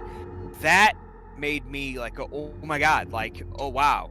This just made me go, man, that's screwed up, but like, there's no substance to that story. Like, and there's just nothing. It was literally like the person wrote it just so they could write a baby being cooked.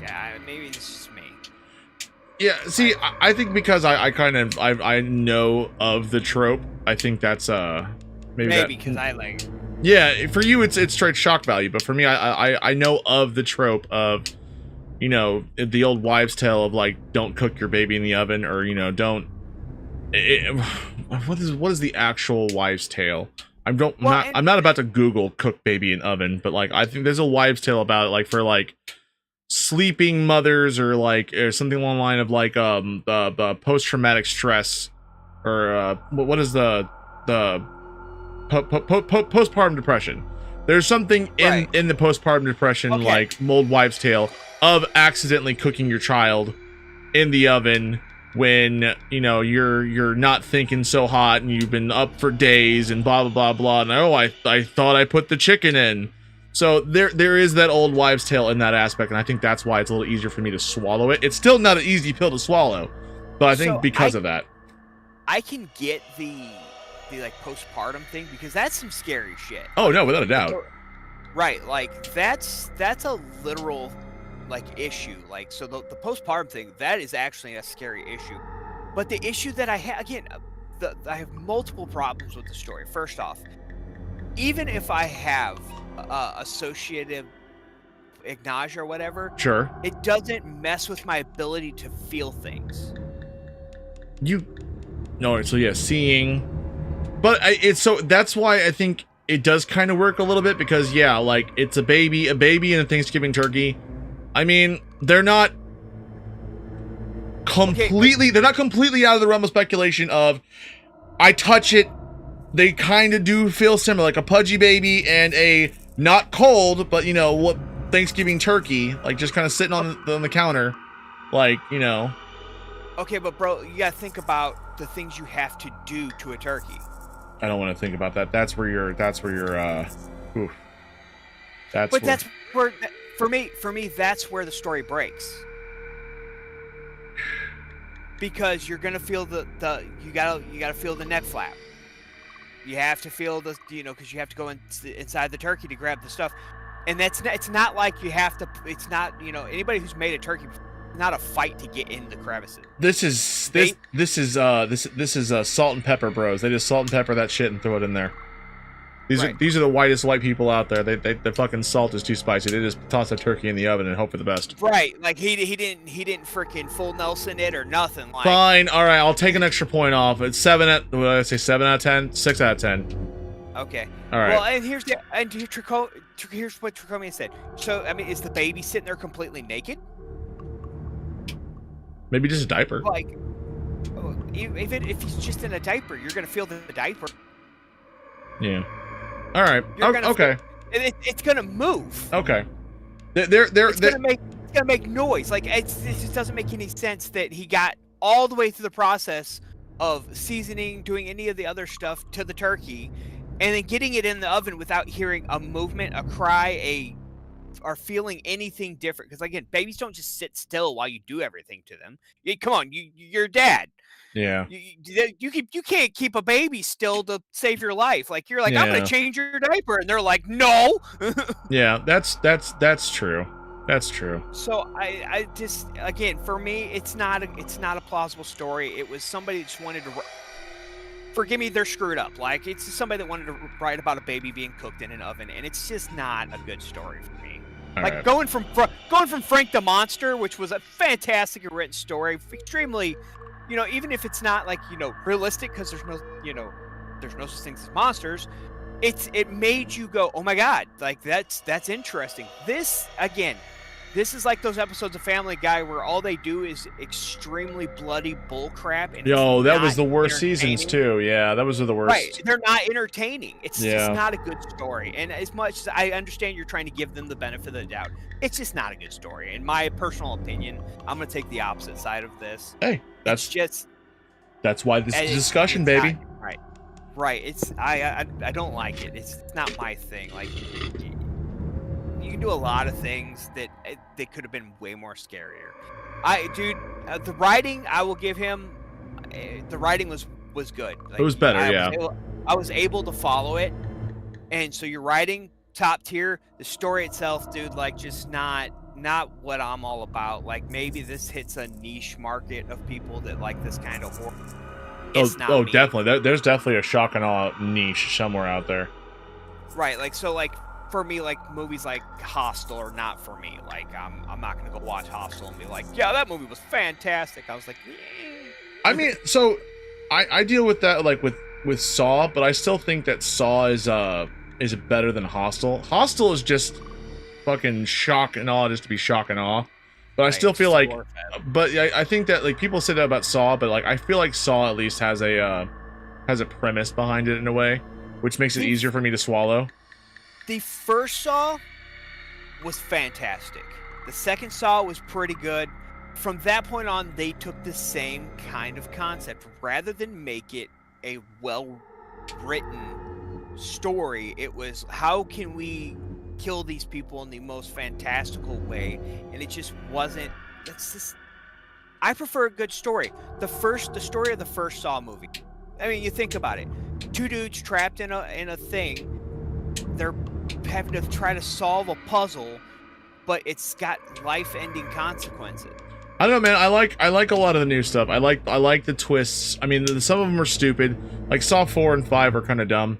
But then, like, when you get into some of the later stuff, yeah, there's a lot of just like, wow, this is like insane. Like, like they're just doing this for shock value, which is whatever. That is what people are there for. But it's also the behind the scenes, like the reason behind it, like how they join the stories together, the lore that goes into it, like what's really going on. How did John Kramer plan this whole shit, either after his death or who's really behind the scenes of it now?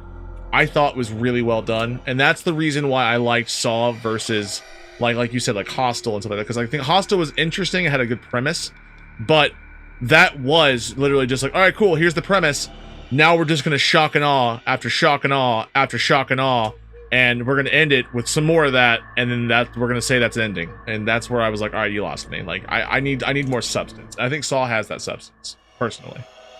Well, no, like I said, for me, I liked the first three, and honestly, after I seen the done, it became like almost like a Fast and the Furious for me. They just kept No, without a doubt, yeah, I'll give you that. Keep making money, but I mean, yeah, I mean, the first three had some really good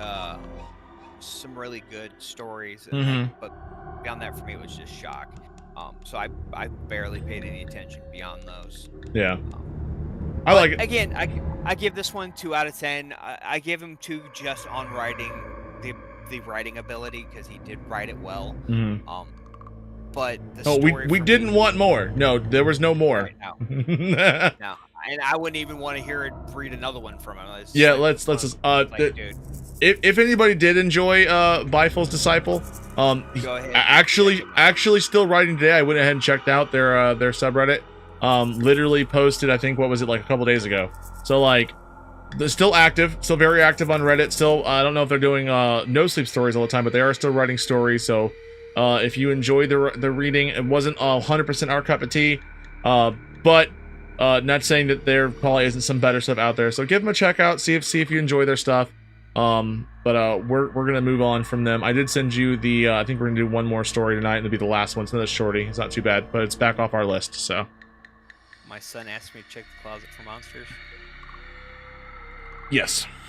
Okay. I think we've got 2 more on our list. 2 more that we haven't read from our list, other than this one. Okay, let's keep those for another one, so we can kind of do what we did here, where we kind of include stuff. And I'm gonna start vetting some more of these Thanksgiving stories a little bit more, because I just do want to keep with the Thanksgiving theme for at least the next Friday, and then maybe the one after that, because that'll be the end of November. But we'll see. We'll see what we do on Thanksgiving Day and weekend. We'll see what happens, but at least next weekend we'll do some more of these. Sounds good to me. All right. So while he pulls up the story, my son asked me to check the closet for monsters. I didn't need to. This was written by Eigengrowlogy. Eigengrowlogy. About 6 years ago on the r/no sleep. They have, this particular story is 15,000 upvotes. So very well and liked short story over here.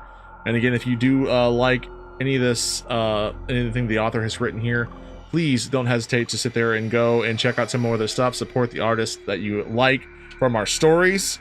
But I think we're going to go ahead and jump into this one. Tricomy, do you want to kick it off and I finish it, or how do you want to do this one? You go ahead and start off on this one. Gotcha. Starting us off here. I recently went through a pretty nasty divorce, but I got the only thing that mattered out of it. Full custody of my 4-year-old son.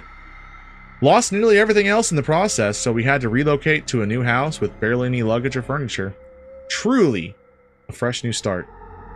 I heard him call for me during our first night at our new home. It was a little after midnight. I think I went to check on him to see what was wrong and sat by his bedside. He was wide awake and asked me to check the closet for monsters, which wasn't surprising given his circumstances.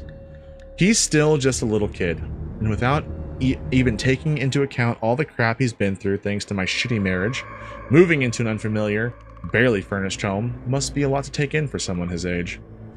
And you know how they say your brain always stays half awake when you're sleeping in a new environment, right? That's all pretty much that went through my mind in a flash as soon as my son spoke. It was no big deal. It was all normal, I thought. But something else almost immediately clicked inside my brain. Before I even got to look at where my son had pointed to while he made his innocent request, something was wrong. I turned my head, looked, and it took everything I had in me not to give in to the fear and terror, all for the sake of my son. When you become a parent, you have to protect your children no matter what, always putting yourself in harm's way if necessary, and spare them any and all kinds of things that might hurt them. That's why I didn't freak out. I couldn't. Not when we had barely just started our new life. I had to protect him. And at that point in time, I sat on his bed. I only knew one thing. We had to leave the room, and we had to leave the house immediately. You want to take over? Yeah. All right, champ. Of course, I said, faking bravery. Then I made the request of my own as I lowered my voice and got closer to him. Hey, how about you step outside for a moment? If there's a monster in there, I'll have to kick its butt all over your room. He chuckled and said, okay. I made sure to put some extra emphasis on the word butt because it's something that always cracks him up when I say it. Works every time. Fortunately, he got stuck on that and not the fact that I was indirectly admitting to the possibility of there actually being a monster. As soon as he left the room, my mind raced as it started to put together the best and most efficient route to take him out of the house while picking my car keys and my phone on our way out. When I heard the closet doors slowly creaking open behind me, I knew it was time to go. I jumped out of the bed, exited the room, grabbed my son. We were out the door and inside the car and moving in under a minute. I told him I couldn't sleep, so we were going out for some ice cream to celebrate. He was a little taken aback and asked, "Celebrate what?" To which I replied, "Just us two together. I love you, buddy." It was by no means a lie, but I just had to make sure he was all right and wouldn't think of anything else as we literally fled our home.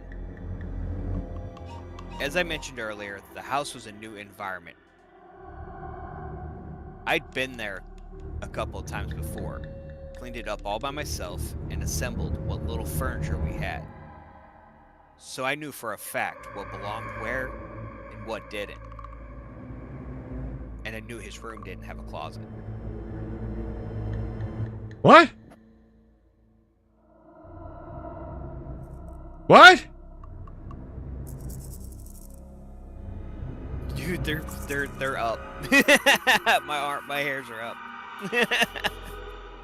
I'm confused. What are you confused about? I got it. I don't have hair in my head, but if I did, it'd be standing right now. I know his room didn't have a closet. The ending confuses me. I need you to explain this. Okay. Pretend I'm for Daddy and tell me tell me what's wrong. What happened? My room don't have a closet. So apparently, he's in there with his kid, and his kid tells him to go look and check his closet for him. Well, he doesn't have a closet, but now he has a closet. I mean, let me ask you a question. If your child's room didn't have a closet, so let's say you'd been in there 100 times, you noticed you knew it did not have a closet, and then he's like, "Hey, Dad, come check my closet real quick," and you walk in and you're like, "There's a closet there." Okay. So are we under the assumption this is something fantastical? That's what this is. Okay. It's gonna be something supernatural. Okay. See, I was in the realm of I was still back in the monster under your bed type world where it's fantastical, but there's an air of realism to it. Like, oh, there's a murderer in the closet, or in my mind it was mom's in the closet and she's there's a reason homie got fucking full custody. She's cray cray. So I didn't even. So he just fully formed a closet. Okay, the chills are starting a little bit. I mean, they're not full flourished, but like they're getting there. So not only did a closet appear, which first off would make me be like, all right, well, I need to get my son out of this house because that closet doesn't belong there. I'm just trying to figure out if can I get this supposed ghost to like build me a bathroom? Like, I run a really nice bathroom. Could you do that? Right, you're doing renovations on my house? Yeah, Like, yeah. but I mean, think about it. Like, your son's like, hey, I knew I want to check my closet. You walk in, there's a closet there, and you're like, for your first thought is like, well, I got to get him out of here. Because he doesn't need to be in there with whatever's going to be in that closet because it doesn't belong. And then the second thing that's going to freak you out is as you're going to get him out, you hear it open. So not only is the closet not supposed to be there, but now something's coming out of that closet that's not supposed to be there. Okay, all right. So now that you kind of explained it, and I'm thinking, I have to think of it in the realm of like the Insidious movies. Right. That's kind of where, I mean, I know that this isn't total astral projection or whatever, but that's where I have to kind of go with this to kind of like be able to fathom what's happening. Like, all right, fine, a supernatural door has now appeared in my son's room and is coming for him. So we are in some sort of poltergeist-esque house that is now trying to take my son. Literally day one after homie just like fucking, bought this house and is now trying to restart his life. That's right, okay. And as a single father, like, your first instinct is to be like, well, there's nobody else here. It's just me and him. So, I mean, again, I like the thing is like, oh, I gotta kick its butt, and like in your head you're going, I gotta get home. I gotta get the little dude out of here. Yeah. And then I can come back and kick its butt, but he can't be here. I also want to say something on a side note. Anybody who's watching my screen right now can kind of see. I tinfoil hat on at all times. Your computer's 1000% listen to you, because what is on the right side of my my screen here from Reddit is r/scrubs and r/shitpost, which talks about the celebrity Sarah Chalk from Scrubs. So tinfoil hat on, people. Such a dork. Just saying. Yeah. I mean, it's not like I own all of Scrubs or anything. I know. Yeah. All right. So yeah, good job. Definitely didn't expect the ending. The ending was unexpected. This is another one that like I want more. So I'm gonna rate this a little bit lower. No, I guess only because like I didn't understand it at first, but like also again because I think they needed more. I love the world building. I loved it was easy to understand, but it was very short, and it didn't have a whole lot of time to totally like enthrall me into this is a fantastical thing for me. Like, yeah, I guess that's the whole point. The last minute is supposed to be like, hey, he didn't have a closet in his room, but I think you could have made that point earlier and then kind of worked it through, and then also gone through more of it. Or the problem is if he works at it earlier, it doesn't have the same effect at the end. Look, I'm going off a lot of people are like me and have the smooth brain problem and didn't understand it, okay? Alright, there's a smooth brain issue here, and I have it, and my fellow smooth brains out there were lost at this point. Like, we weren't totally scared, we were just like, fucking homie doesn't remember building a fucking closet? I mean, how could you forget how to build a closet? As we were going through it, what I was expecting, and this is where it kind of caught me off guard, which is what makes it a really good story. Okay. Is I'm expecting a monster story where the dad takes the kid out of the room, comes back in, and kicks its ass. Yeah. Right. Something kind of like that. But when it gets to the end and he says his room doesn't have a closet. Again, like, my first thought process is, could you imagine you just moved into this brand new house, you spent all this time in this house completely freaking, cleaning it up, getting it ready for you and your kid, and you get there and you're like, hey, like, we're this home's barely furnished, we just moved in here, I put my kid in his room, and he's like, hey, I need you to come check my closet. And the first thing that goes to your head is, your room doesn't have a closet. I wouldn't have noticed. I'm not gonna lie. I'm not gonna say right now that I would have noticed. I don't think I think my kids have closets. I'm sure they probably all do. But I can honestly say right now that if my kid was like, "Hey, you need to check my closet," the first thought in my head, even if I've been moving them in all day, like I swear I keep finding new rooms in my house all the time. Maybe my house is possessed. I don't know. But like, I don't think I would have noticed. Really don't think I would have. I don't think I would have noticed. You wouldn't have noticed? I don't think I would have noticed. Yeah, you're kidding. Your poor kid. I don't think I would have noticed. Be like, oh, check my closet. No, poor kid. I'm the one who's gonna get eaten. I'm gonna go check. I'll check the closet. I'm gonna go check the closet. So I mean, like, I'm the one getting eaten over here. But I mean, it's gonna be House all over again. What is it? Oh, what movie? Oh, it's the show. Fucking when they talk about with freaking Supernatural when Dean and Sam are talking about like what did happen whenever Dad said like, you know, like we were something in our closet. He handed us like a 9mm and told us to go take care of it. And he's like, damn right he did. You get in there and you kick his ass. Freaking Major Pain. He executed him with extreme prejudice. If he is still in there, he ain't happy. Wait, is he in that closet right there? Oh, yeah. Man. Pow, pow, pow, pow, pow, pow. Well, if he's still in there, he ain't happy. On an unrelated note, the amount of times I found myself in girls' closets whenever I was freaking 15, just like hiding from parents, I would have got shot. It has happened more than twice. One of them, I was with my wife at the time. We were hiding in her freaking friend's closet because we weren't supposed to be over there. I would have been shot. I never had that issue. I had a crazy 15, 16 year you know, timeline where like yeah, we were in some random fucking events. I was in some uncomfortable situations, let's just say that.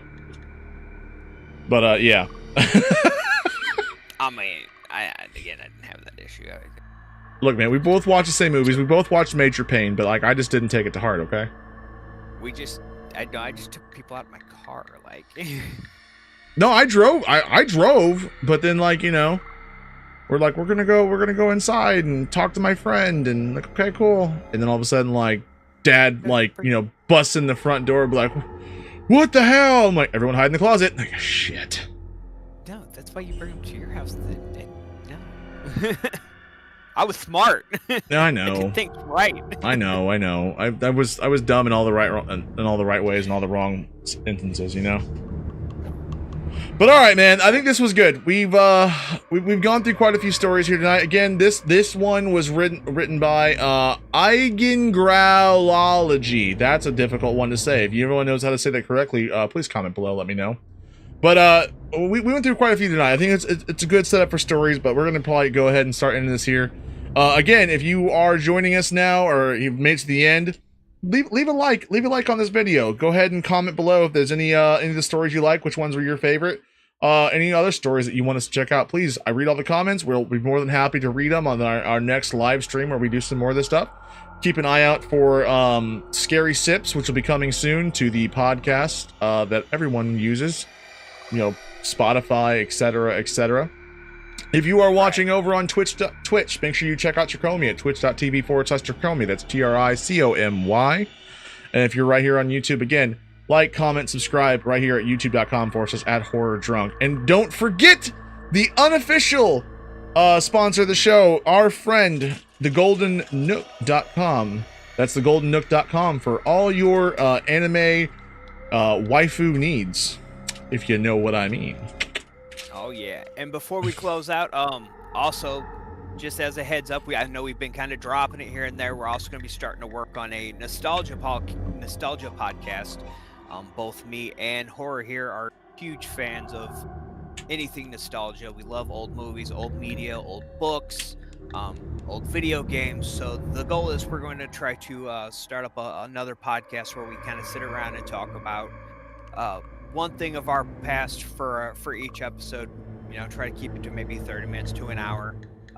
take deep dives into whatever the nostalgia thing is. So be on the lookout for that too. We haven't given it quite a name yet. We're still coming up with it, but eventually we'll get there, and hopefully we'll get that up and running, and it'll be just as entertaining as Scary Sips. Scary Sips. Scary Sips. Yeah. It's gonna be fun, guys. Keep an eye on that. I think it's gonna be a whole lot of fun.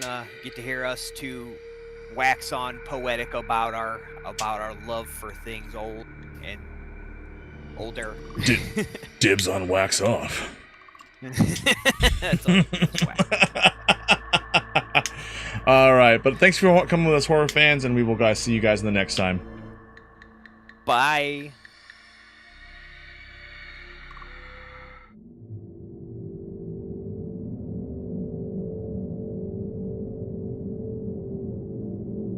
Yeah.